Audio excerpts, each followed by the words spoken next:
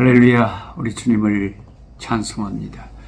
주님을 사랑하는 사람들과 함께 하나님 말씀을 매일 한 3장씩 공부하고 읽어서 1년에 성경 1도가는 성경 통독학교 꿀송이 보약 주티를 시작하겠습니다. 오늘은 2024년 8월의 첫날, 뜨거운 여름의 8월달이 드디어 첫날을 맞이하네요. 이 8월달만 지나면 이제 아마 여름도 끝나겠습니다. 8월 1일 목요일 말씀, 오늘은 에레미야서를 들어가서 에레미야 1장과 2장을 읽도록 하겠습니다. 에레미야는 이사야 선지자보다 약 100년 후에 활동한 선지자입니다. 이사야 선지자와 함께 쌍벽을 이루는 참 하나님 눈에 넣어도 안 아까울 너무나 소중한 하나님의 종이죠. 남유다 말기에 활동하다 가슴 아프게도 예루살렘 멸망을 자기 눈으로 목도하며 슬픈 눈물의 노래를 지어 애통해한 별명이 눈물의 선지자입니다. 그보다 먼저 사역한 선지자들보다 성경기의 순서상 먼저 구약에 배치된 것은 단지 분량이 에레미야서가 많기 때문에 먼저 배치된 것입니다. 에레미야의 생애는 이사야 선지자처럼 참으로 눈물, 아픔, 박해, 고난 그런 것으로 점철된 인생이었습니다.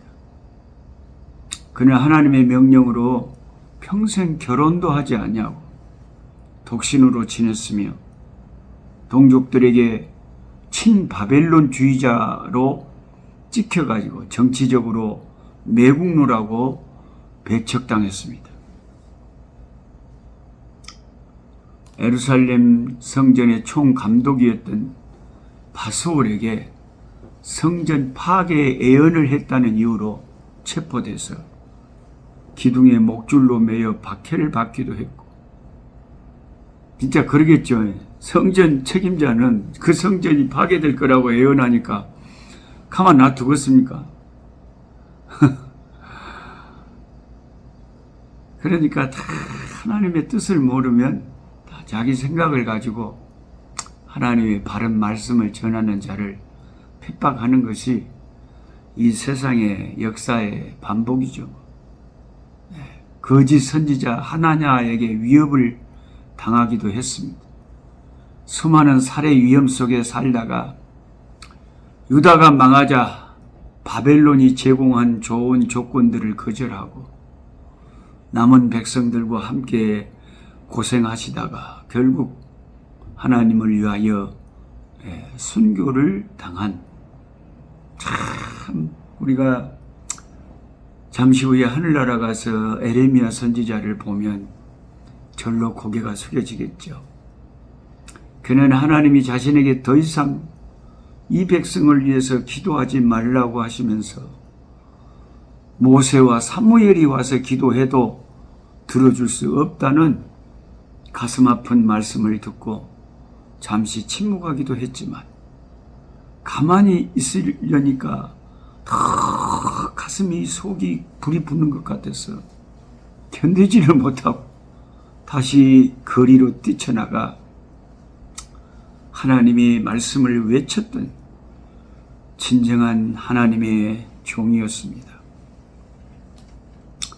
그는 하나님과의 언약을 깨뜨리고 우상 숭배하는 유대인들의 죄악을 깨우쳐주기 위해서 9가지 상징적인 이미지를 사용했죠. 첫째는 살구나무 가지를 그가 환상을 봤습니다. 살구나무 가지를 봤는데 이 살구나무 가지가 꺾여지는 것처럼 자기 나라가 이스라엘이 타락해서 꺾여진다. 그리고 살구나무의 이 히브리어 발음이 지킨다, 이루어진다라는 발음과 거의 비슷하다고 합니다. 그래서 살구나무 환상은 하나님의 말씀이 반드시 지켜진다, 하나님 말씀이 반드시 이루어진다 하는 확신을 주는 환상이다. 이렇게 보면 되겠습니다. 그 다음에 또 에레미야 선지자가 북으로부터 기울어진 끓는 가마 환상을 봅니다. 북쪽에서부터 끓는 이 뜨거운 불가마가 이쪽으로 쏟아지는 거예요. 그것은 하나님께서 북방 민족 바벨론을 일으켜서 이스라엘을 덮친다 하는 것을 말하는 거죠. 그 다음에 배띠, 에레미야 허리에 맸던 배띠를 썩게 하여 유다의 멸망을 예고합니다. 제가 입은 이 옷이 썩어진다면 이스라엘이 썩어진다는 그 상징으로 예언을 그렇게 퍼포먼스를 에레미야가 한 것이란 뜻이죠. 그 다음에 토기장이와 진흙. 하나님은 토기장이시고 진흙을 가지고 토기장이가 옹기 그릇을 만들잖아요. 근데 만들다가 뭐가 잘못되거나 마음에 안 들면 진흙을 다뤄서 깨버려요. 이스라엘 백성을 하나님이 자기 백성으로 삼으시고 영광 받으려고 했는데 이놈들이 말을 안 들으니까 어쩔 수 없이 토기장이가 그 그릇을 깨버린다는 뜻이죠. 깨진 옹기, 우상을 섬긴 대가로 그들은 옹기처럼 깨질 것입니다.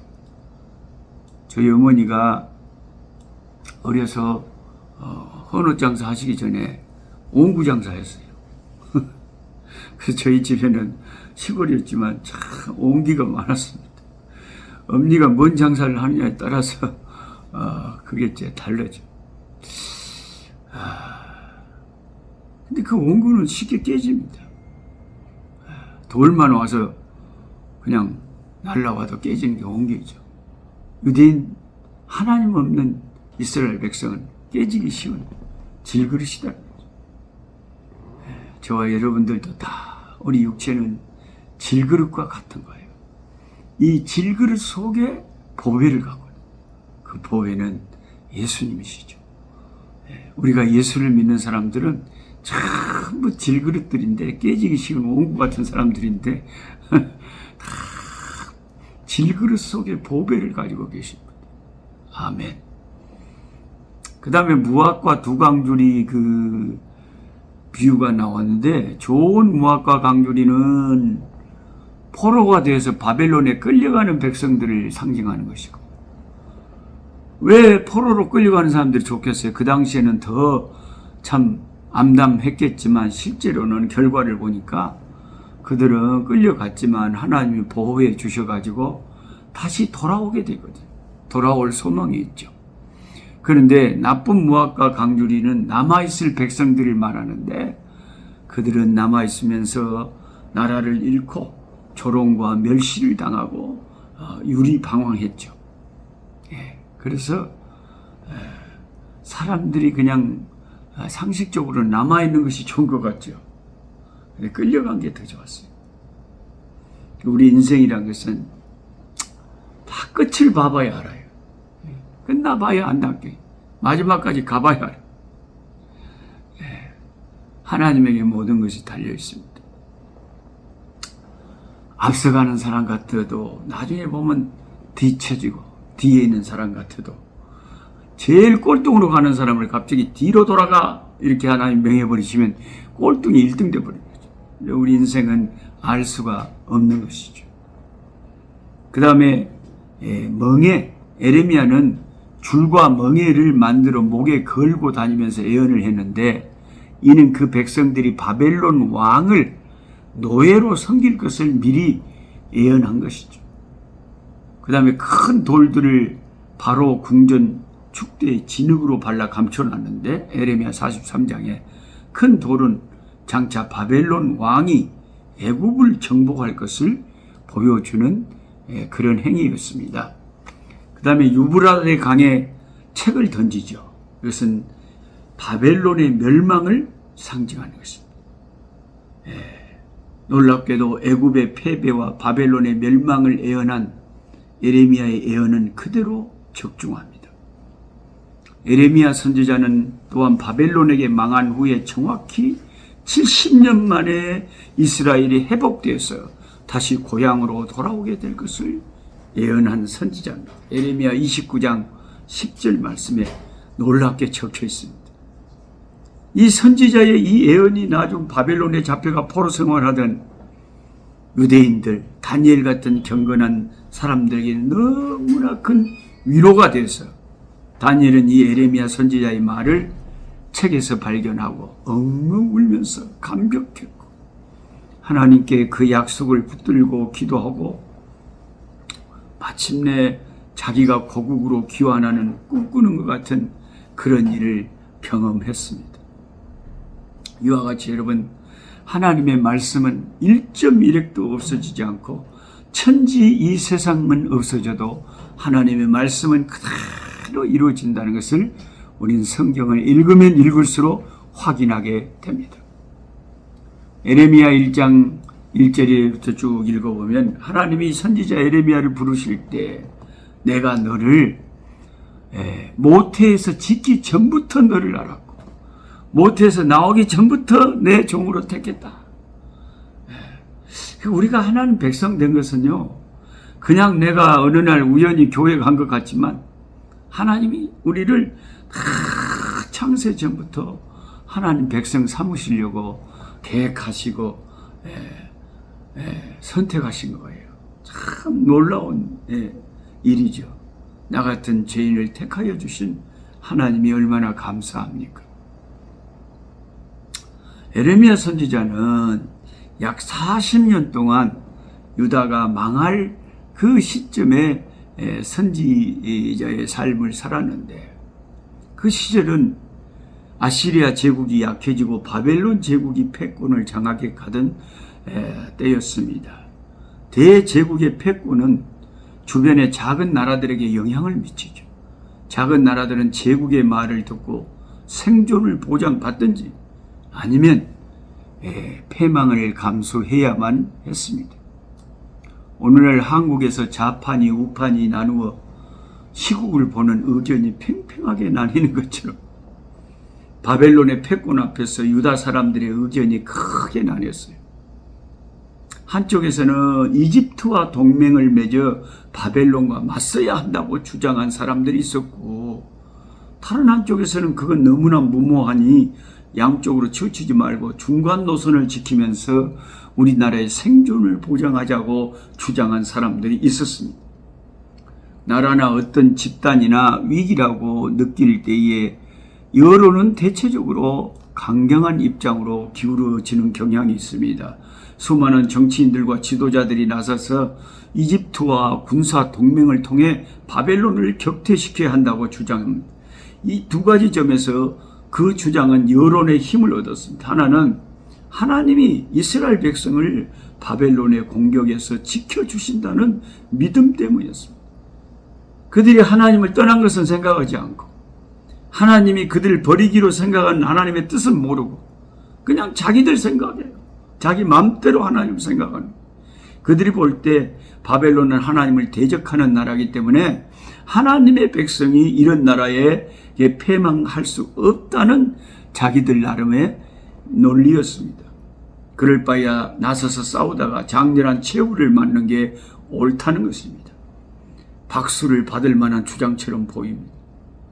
다른 하나는 이집트가 군사적으로 자신들을 도와줄 수 있다는 확신이었습니다. 이집트는 실제로 유다를 도와서 바벨론과 전쟁을 벌이기도 했죠. 이렇게 국론이 갈릴 때는 최고 정치 지도자의 판단이 중요합니다. 유다왕 시드기야는 강경파의 입장을 받아들였어요. 그래서 나라가 망했습니다. 예레미야 선지자의 말을 따랐더라면 바벨론에게 항복하라 그러잖아요. 바벨론과 화친하라 그러잖아요. 왜요? 하나님이 이스라엘을 치시기 위해서 바벨론을 일으켜 세운 거라고 말씀하죠.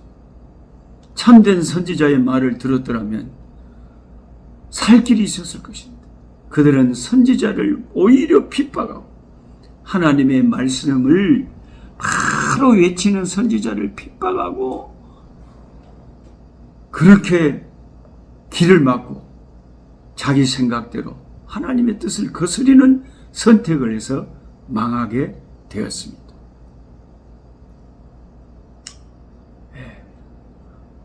여러분과 저는 좌파입니까? 우파입니까? 예수 믿는 우리에게는 그런 것을 따져서 야, 저 목사님은 좌파야. 아이고, 저 목사님은 우파야. 그래서 우파가 좋습니까? 그래서 좌파가 좋습니까? 그런 거 따지지 말고 교회는요, 다 예수파가 돼야 돼. 할렐루야. 다 예수파가 돼. 정치적인 견해가 그래도 목사님이 있지 않겠습니까? 네, 있겠죠. 그러나 교회는 정치 집단이 아니잖아요.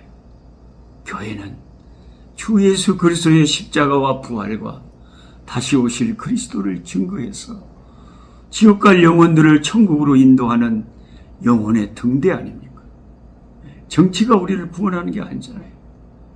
정치는 계속 변하잖아요. 그리고 이 세상에 완전한 것이 어디 있습니까? 내가 생각하는 정치관이 있을지라도 그것은 내 생각일 뿐이지. 그게 절대적으로 옳다는 그런 보장이 어디 있습니까? 오직 교회는, 특히 목사나 예수 믿는 우리들은 교회에서 이런 것에 대해서는 지혜롭게 처신하고, 오직 우리는 드러내고 열심을 내야 될 것은 십자가의 복음을 전하는, 할렐루야, 예수 이름을 증거하는 일에 열심을 내고, 물론 나라를 위해서 우리가 염려하고 나라를 위해서 기도하고 다니엘처럼 나라를 염려하면서 간절히 기도해야 되지만, 내 생각이, 내 정치관이 옳다고 막 주장하는 것은 하나님 앞에 교만한 것입니다. 서로를 존중하면서 우리는 예수 그리스도, 하나님 중심, 성경 중심, 교회 중심의 신앙을 가지고 교회에서는 참 지혜롭게 오직 예수만 증거하면서 나아가는 우리들이 되고, 예레미야 같이 아무리 사람들이 싫어하고 핍박하더라도 하나님의 진리의 말씀이라면 사명을 받은 그대로 끝까지 죽도록 오직 주의 복음만을 증거하는, 사람들이 싫어할지라도 하나님의 말씀만을 순수하게 전하는 우리들이 돼야 되겠습니다. 이런 한국 교회가 되어야 될 줄 믿습니다. 하나님 아버지 감사합니다. 8월의 첫날, 아버지, 폭염은 뜨겁지만 시원한 매미 소리도 들려옵니다. 이런 뜨거운 여름도 잠시 잠깐이면 또 시원한 가을이 될 것이고 추운 겨울도 올 것입니다. 시대는 변하고 끊임없이 역사는 흘러가지만 주는 영존하시겠고, 아버지, 세상의 모든 것들은 풀과 같고 잠시 있다가 없어지는 이슬과 같은 것들이지만 주 예수 그리스도의 이름은 영원하고 주님의 나라는 영원함을 고백합니다. 우리가 힘써 열심을 내야 증거하고 아버지 드러내야 될 것은 주 예수 그리스도의 십자가의 죽으심과 다시 오실 그리스도 예수님의 아버지 이 소식을 전하는 복음인 줄 믿습니다. 한국 교회를 붙잡아 주시고 우리 민족을 불쌍히 여기시고 긍휼히 여겨주소서. 아버지 하나님, 하나님의 도우심으로 이 나라가 아버지 온 세계 만방의 이 말세에 선교를 감당할 수 있는 나라로 세워지게 하여 주시옵소서. 우리 구주 예수님의 이름으로 기도드리옵나이다. 아멘. 약한 자 힘주시고 강한 자 바르게 주한 자 정택함이 주님의 뜻이라. 해 아래 압박 있는 곳 주 거기 계셔서 그 팔로 막아 주